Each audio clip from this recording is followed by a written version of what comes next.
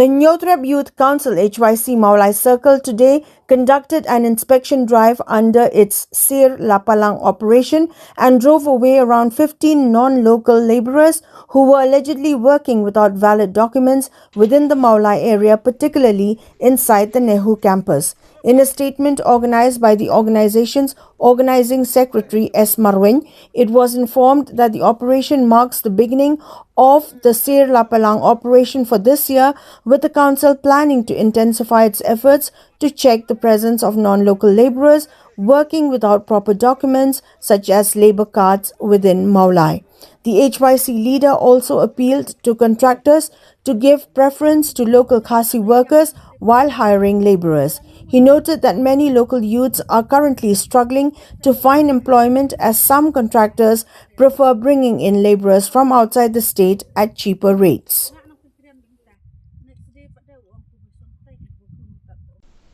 Ni nakaliang ka HYC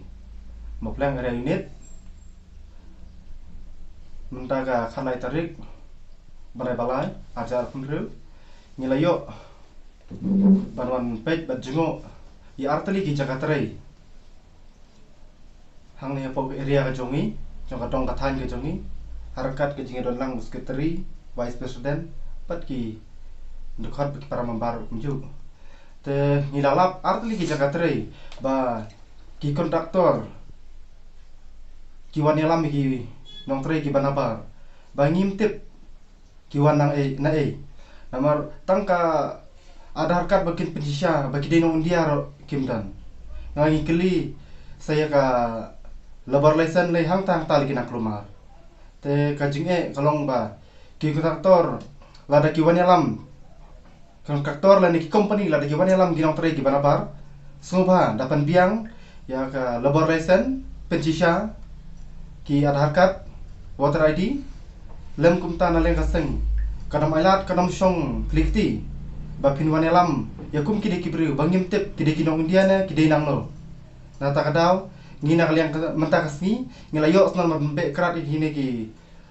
barjala ki bongim tip bakide nangno hapo pichi kidon kumba khatwei ngot ei but hapo school GNV kidon kumba ndrumot tengi naleng kaseng ikam ailat ki bakin